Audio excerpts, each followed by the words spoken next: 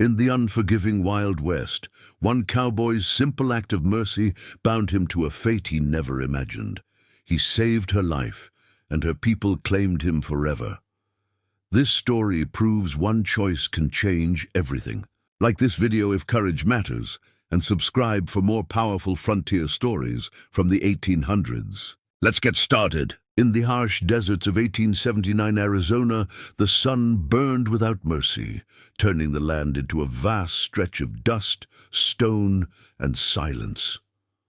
Naya lay trapped beneath the weight of her fallen horse near a jagged ravine, her body pressed painfully against the rocky ground. Each breath scraped her chest like fire. The caravan she had traveled with was gone, scattered by bandits who had struck swiftly and without mercy. Their laughter still echoed in her mind, sharper than the pain in her leg. She stared at the endless sky above her, wondering if this was where her journey would end, unnamed and forgotten, beneath the desert sun. Time moved strangely as she lay there. Minutes felt like hours, and the heat made her thoughts blur. Her lips cracked, her throat burned, and her strength faded with every shallow breath. She tried to call out, but her voice was weak, swallowed by the vast emptiness around her. Naya had been taught from childhood to endure pain and hardship, yet fear crept in quietly. Not fear of death alone, but fear of dying unseen, with no one to carry her story forward. The desert had claimed many before her, and she feared she would soon become just another memory lost to the sand. As the sun began to lower, long shadows stretched across the ravine, offering little relief from the heat. Naya's thoughts drifted to her people. Faces, voices, songs carried on the wind. She wondered if they were searching for her, or if they believed her already gone. The weight of the horse pressed harder as her strength failed and her vision dimmed. She closed her eyes briefly, surrendering to exhaustion, unsure if she would have the strength to open them again. The sound of hooves broke the silence like a distant drumbeat. At first, Naya thought it was another trick of her fading mind. But the sound grew clearer, steady, and real. She forced her eyes open and turned her head slightly. Against the glow of the setting sun, a lone rider appeared, moving carefully across the rough terrain. Hope flickered weakly in her chest, fragile as a candle in the wind. She did not know if the rider would help her or harm her, but the presence of another human alone felt like a miracle. William Hart had been traveling between ranches, following cattle trails and old wagon paths. He noticed signs that didn't belong: broken branches, disturbed sand, dark stains on the ground. Experience told him something was wrong. He slowed his horse, scanning the land with a careful eye, until he spotted the ravine and the still shape beside it. His heart tightened as he dismounted and approached, boots crunching against stone. When he saw Naya pinned beneath the horse, injured and barely conscious, he didn't hesitate. William worked quickly but carefully, knowing one wrong move could make things worse. He spoke softly, not knowing if she understood his words, but hoping his voice alone might bring comfort. Using all his strength, he shifted the horse just enough to free her leg, gritting his teeth against the strain.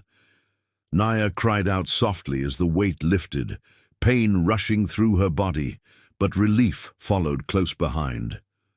William steadied her, keeping her from slipping back onto the rocks. He tore strips from his shirt, hands steady as he pressed the cloth against her wounds to stop the bleeding. He offered her water, tilting the canteen gently so she could drink without choking. His movements were calm, practiced, and respectful. He did not ask questions. He did not demand explanations. In that moment, none of it mattered. There was only an injured woman and the simple choice to help her survive. Naya watched him through half-lidded eyes, confusion mixing with disbelief. She had been taught to be cautious, to expect cruelty from strangers, especially in times like these. Yet William's actions carried no threat, no hidden demand. His eyes showed concern, not judgment.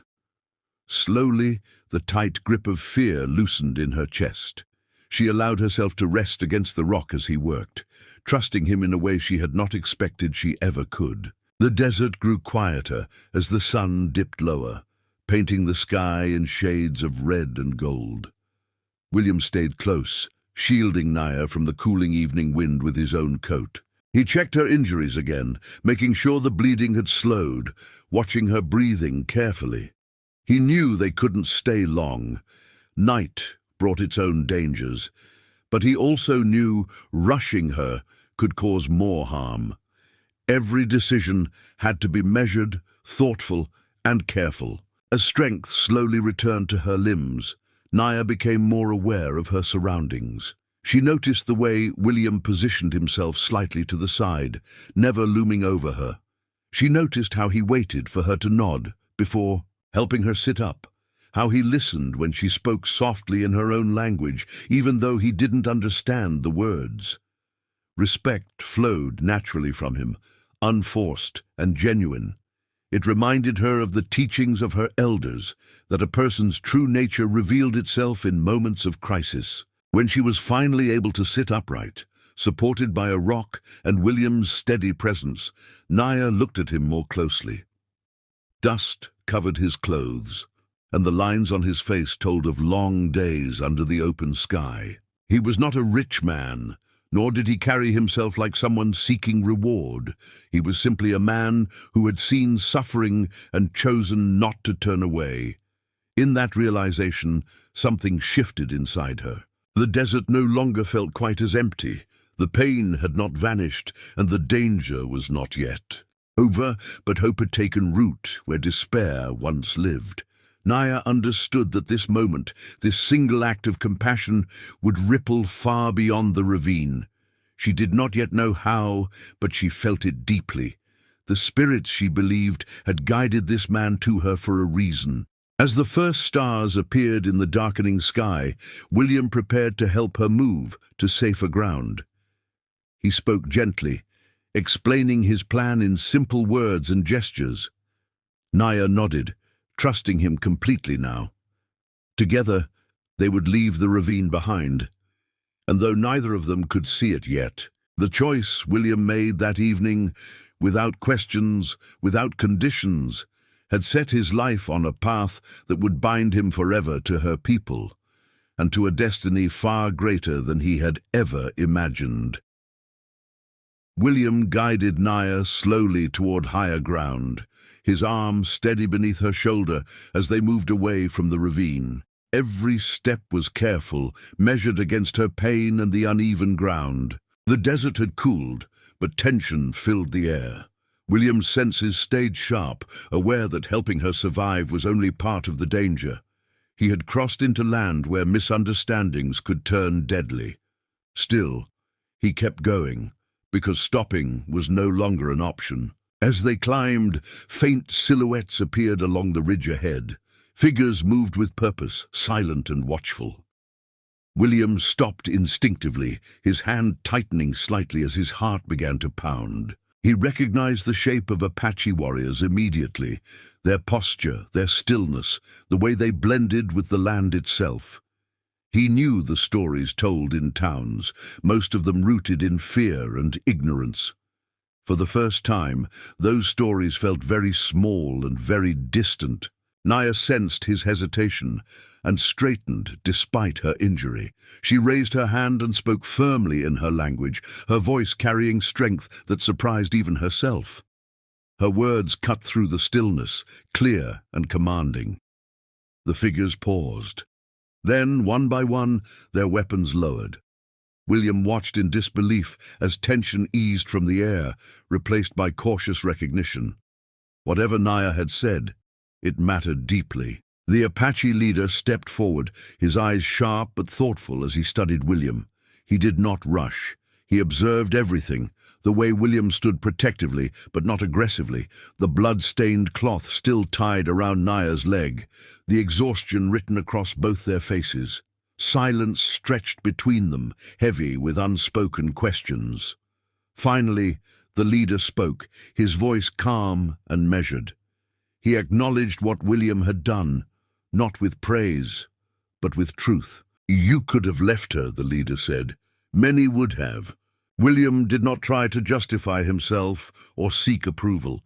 He answered simply, "I couldn't." There was no pride in his voice, only honesty. That answer carried more weight than any long explanation. The leader nodded once, slowly, as if something important had been confirmed. The journey back to the Apache camp was quiet. Warriors walked alongside them, watchful but not threatening. William remained alert, unsure of what awaited him, but no one treated him as an enemy. When they reached the settlement, Naya was taken gently by her people, surrounded by voices filled with relief and concern. William stepped back instinctively, ready to leave if asked. Instead, the leader motioned for him to stay. Food was offered, water was placed in his hands.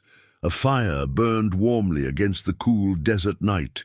William realized then how tense his body had been, how deeply he had expected rejection or punishment. None came. He was not questioned harshly or confined. He was welcomed, not with celebration, but with quiet acceptance. It unsettled him more than hostility ever could have. As the night deepened, Naya rested nearby, watched over by elders and healers. From time to time, she glanced toward William, her expression filled with gratitude that words could not fully express. She had spoken for him, stood for him, and in doing so had changed how her people saw him. William felt humbled by that realization. He had acted without thinking of reward, yet here he was, receiving something rare. In the days that followed, William remained with the Apache people longer than he expected. He had planned to leave at dawn, but each day brought another reason to stay.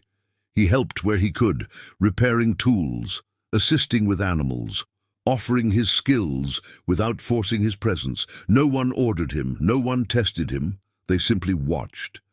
Trust, he learned, was not demanded.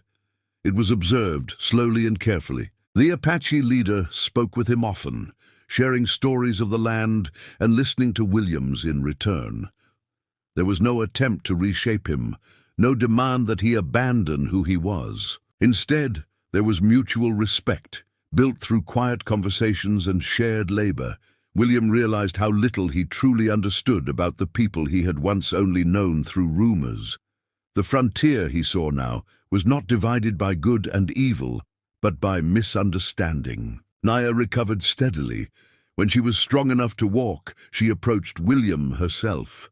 She thanked him in simple words, but her eyes carried deeper meaning. She explained that by saving her life without expectation, he had honored her people in a way few outsiders ever had.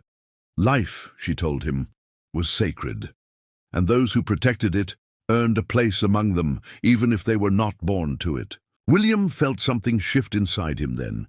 He had always lived between places, never fully belonging, always moving on.